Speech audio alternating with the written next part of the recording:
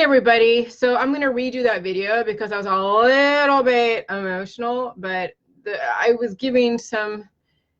been very patient with some people in my group who really want to challenge me, and I'm not going to debate back and forth because there's no way to really convince somebody of an idea if they're so steadfast in their own ideas or following a very large crowd of people with their own ideas. Okay, so it's like there's no point. But I need to address it so people understand why I have specific thought processes and why I have gone back into the mainstream, but in a very balanced way.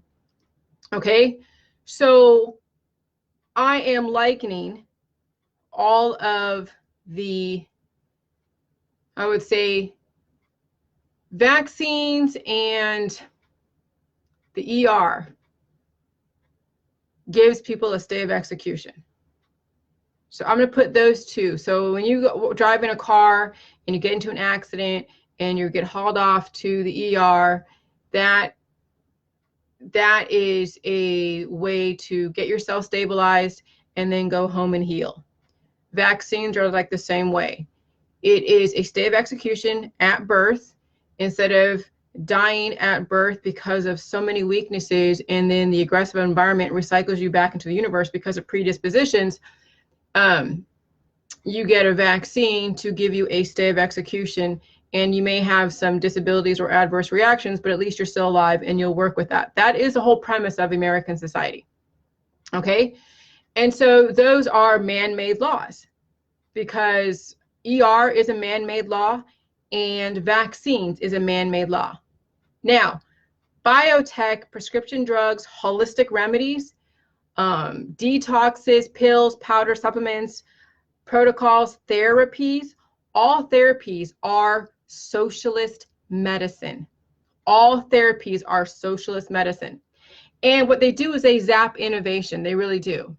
And then what people do is they react from the adverse reactions, not knowing truly where they stem from, so they blame the nearest thing. And that is a very psychological inevitability.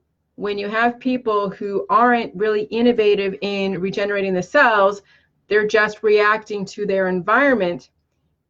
And there is a few things that are proactive, okay, which is some parts of man-made law. Then they start blaming man-made law for why natural law happens. So what is natural law? Natural law is when you follow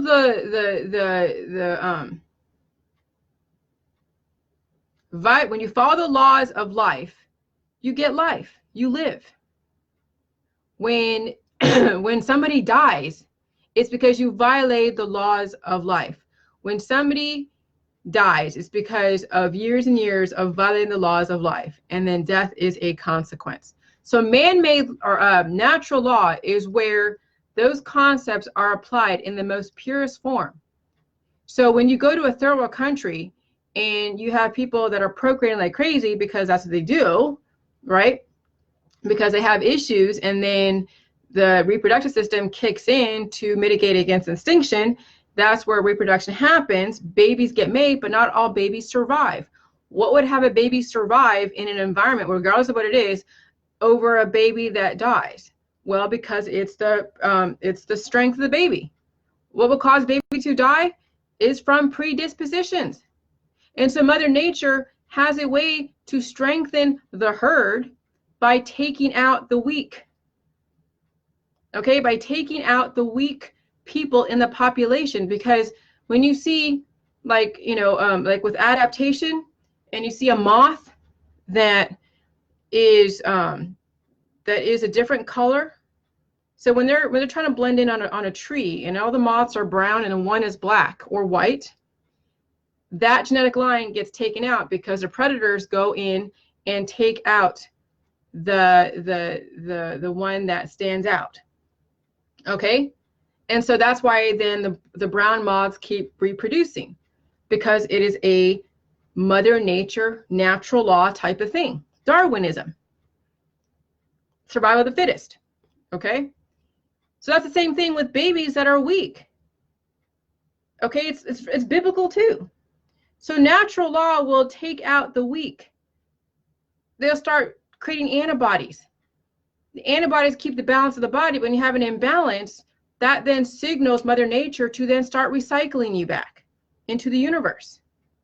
Okay, and that's why babies die in third world countries that cannot handle the environment, because they're weak and they can't handle the aggressive environment.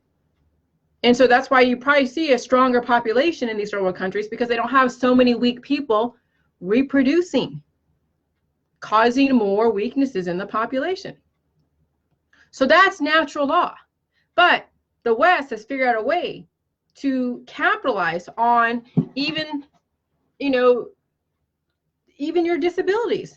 The West has said, okay, we're gonna give you a vaccine, even though Mother Nature says, okay, if you actually put that baby out there in the environment and it's supposed to die, we're gonna give you a vaccine to help handle, give you a preemptive strike to help handle the new environment, and the baby creates antibodies. It's able to fight off whatever that aggressive virus is in the environment, and the baby lives. It may have a few predispositions, like certain types of cancers that may trigger later on down the road, depending upon the lifestyle and belief system, but at least they have a chance to live and make something of themselves as they grow up in that society. And so that's why vaccines exist, to give every baby a chance at life. Okay, so that's man-made law coming in and subverting natural law. But then we turn into then socialized medicine. Socialized medicine is where, or socialist medicine, not even socialized medicine, socialist medicine, because socialized medicine is different. It's then the government pays for all the medicine. But socialist medicine is where people are taking medicines that zap their innovation and keeps them in a very stagnated place. They don't rise, but they keep going lower and lower. The more that you depend upon socialist medicine, which is pills, powder, supplements, and remedies, and detoxes, and immunotherapies, and operations, and all of that, you are keeping yourself in the same place as well as degrading, because it's not helping you. It's just taking away something that is causing your body to recycle you back into the universe. So you just keep getting stays of execution until there's nothing left. That's what socialist medicine is so many stays of execution until there's nothing left, until you've depleted all of your options or all of your resources. Okay? And so that's where man-made law is then tipping the balance and causing death. But you have to, for you to even have a child in Western society, you have to have man-made law come in and trump natural law in some way. But Mother Nature or natural law will always, always trump man-made law, no matter what. You are not supposed to live on man-made law as far as medicine and remedies indefinitely, because people die. You look at out there in the community, people who are relying on man-made laws and socialist medicine, they're degrading. Their innovation is zapped. They're not going to do anything really to better their body. Yeah, they'll try to better themselves, take a couple classes, get another skill. Okay, fine, that contributes, but your body is still steadily degrading, and then they help you adapt to your predispositions. That's what socialist medicine is adaptation to your predispositions, to your weaknesses. But you got a stay of execution when you went to the ER because of an accident or when you got a vaccine. Okay? So this chick that I took off my Facebook, took out of my group, whatever. I'm not going to say her name. She already knows who she is, whatever. But she tried to liken or try to stab at me and poke at me, asking a question about if man-made law back in history, like the slavery days and the Holocaust, would I have followed the crowd by reporting the Jews or by taking part in slavery?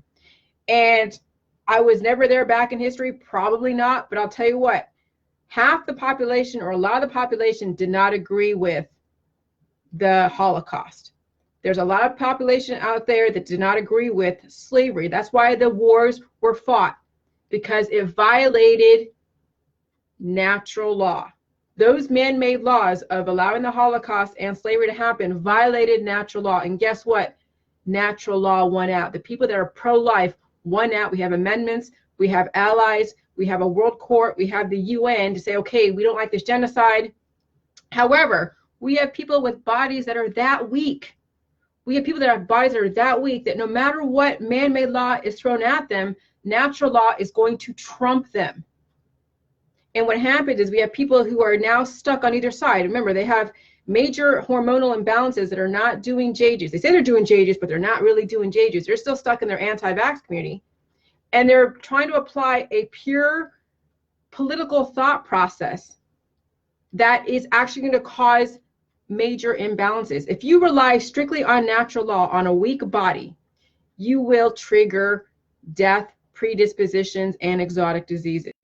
If you purely rely on was that natural law, on man-made law, strictly indefinitely, you are already violating the laws of your life, and you are going to trigger death prematurely. On a weak body, depending upon purely on man-made law and natural law, is going to cause death indefinitely. Okay?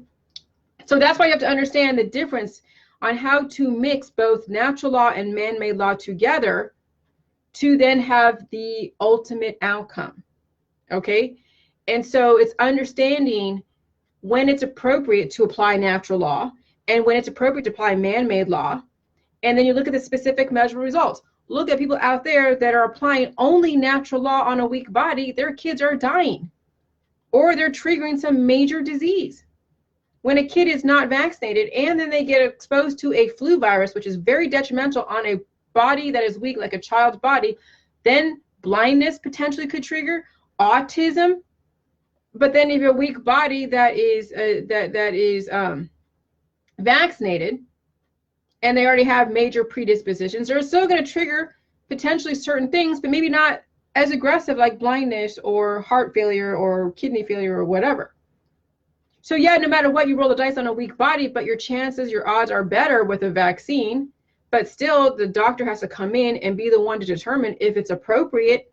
It should not be, you should not be listening to your friends and family on Facebook whether or not you should get a vaccine or not. You should never take medical advice from anybody on Facebook when it comes to figuring out whether or not you should get a vaccine or a procedure. Ever. But that's kind of where people are at because they're making correlation equals causation. Because natural law is still going to trump man-made law no matter what. And that's what I'm trying to get across to people out there that are not following me on a continuous basis. And when I bring something up, they want to go and challenge the shit, which means I got to keep going over the same ground, and I'm done with it. If you truly want to understand Jilly Juice, you will follow me every single day, or what will happen is that you see that I have new information coming out or new videos coming out and you don't have time to watch them every single day. So then you wait till Saturday on your day off and you catch up where I left off. And sometimes I have a lot of activity and sometimes I hardly have any activity. But you keep up on the thought process and you have the intention to understand. If you don't have the intention to understand, then I'm not going to go through this futility of energy zapping. And so that chick today on my business page, not even in my group, she went to my business page. And she tried to challenge me with a question about history and slavery and Holocaust, and then try to liken with man-made law. But what she failed to understand is that you have to have a mixture of both natural law and man-made law. And I've said before, natural law will always trump man-made law regardless. Natural law will. Man-made law is only a stay of execution. But if you have too many stays of execution, you're going to exhaust your resources. And so she had the insurance. She has the insurance of J-Juice to have her opinion, but the people that she speaks to doesn't have the J-Juice insurance, and she's not promoting J-Juice in her circle of anti-vaxxers. The people that she follows are completely against any medical intervention. Oh, but not really, because they'll go to the doctor, they'll go to Stanford and go get a procedure done, but they won't do a vaccine. But they'll go get a doctor's, approval for something or a procedure done. And so she has the insurance of J-Juice, and so she can afford to talk smack about anything she wants because she has the J-Juice. But her audience cannot afford to take on her politics. And that's the selfishness part of people who are doing J-Juice, who are not really doing J-Juice, who have the ability to put it out there, but they don't, and they still have their politics of being against anti-government, anti-vaccine. And then what they're doing is they're contributing to the depopulation agenda. So you guys that are not promoting JJUS and are anti-vax promoting that, you are contributing to the depopulation agenda. You are giving them a self-fulfilling prophecy, and you can laugh and be all whatever because you have the JJUS to back your ass up. But your friends and family who don't believe in it, they're so scared of it, and you're telling them to be anti-vax, don't have that insurance policy. So in essence, you're contributing to their degradation and to the reason why you're anti-vax to begin with. And that's what I'm trying to get across, that I can't make people follow me every single freaking day. I can't make people really understand my position. So that's why I cater to the Republicans who have an ounce of, okay, I can kind of get where you're coming from, that I'm willing to do the work and buy what I got to buy, contribute, and be entrepreneurial, not fall into the activism, because activism is a very socialist type of political ideology. That's what and that's why there's so much activism on the two sides of the country, New York and California. You have critical mass in San Francisco where all these bikers come out and stop traffic, and so these people are trying to get their kids, home from school and trying to get to home to make dinner, and you have these freaking critical mass people clogging up the arteries in California on the Bay Bridge. Socialism is what's going to tear down any nation. Socialist medicine is going to destroy your body over a period of time. And so you have to understand the mixture of both natural and man-made law have to intermix, and you have to know when it's appropriate, when it's not appropriate. And so that's why I have to then narrow my target. I'm not speaking to the conspiracy world. I'm not speaking to the pure Democrats. I'm speaking to the Republican ideology that even people say they're Republican don't always fit those characteristics. The people that are Democrat, that are actual Democrats, that don't really subscribe to the actual socialist ideology because they're doing JJUS. And they may not have changed their labels, but they personify Republican ideologies physiologically, financially, biologically. And so this is where we're going to show how hypocritical society is. And JJUS is not going to make a hypocrite out of you. JJUS is going to make you aligned with your body, mind, and spirit and your politics. And it's going to be balanced out correctly. And then you're not going to waste your time on people who are that socialist, that full of activism, that full of conspiracy. You're not going to waste your time.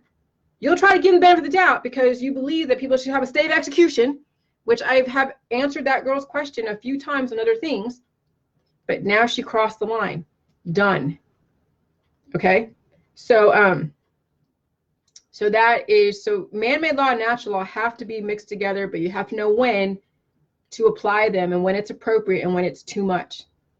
And that's why the JJUS is like, okay, you can apply man-made law, you get your operations, do your prescription drugs, go to the ER, of course, all of that, get yourself stabilized to where you feel comfortable enough to then do the JJUS and deal with the healing process. And then eventually you don't want to be relying on man-made law. You don't, which is basically prescription drugs and immunotherapies and all of that. Eventually you're not going to rely on vaccines to protect you unless it's mandatory by the government because it's some aggressive disease. Okay? So, or aggressive virus. So the JJUS is going to have you understand why it's okay to have those intermixed in the beginning, and then eventually natural law is going to then trump man-made law. And I've always said that, but there are people that don't follow me, and they're still stuck in there. And because her attention is diverted into the anti-vax world. That's why she's not getting it, because she's putting her energy into the anti-vaxxers. So she's getting brainwashed by those people. That's why I have difficulty reaching people even in the Jilly Juice crowd, because they're still diverting their attention into the activism. They're not actively understanding me, and they want to keep challenging me. Well, I'm done. You had the time to understand my information, but you keep putting your minerals into something that's not returning the investment, and it shows. And she won't do the JJUS because it'll be too hard for her, I'm sure. And she'll find her like-minded folks that are going to give her that feeling that she has some kind of power and all-knowing, oh my God, the vaccines are trying to kill you. And then she will then end up like those people, being recycled back. Or she'll be one of those that'll say one thing and do another, which is not a representation of J-Juice. I don't want hypocrites on J-Juice. Just because you say you're doing J-Juice doesn't mean you're actually physiologically, biologically exemplifying doing J-Juice. Okay?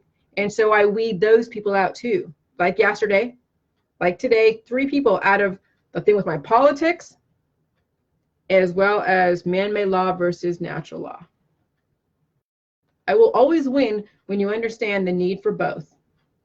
When you take a side that is still in life regarding man-made law and natural law, you're always going to freaking lose.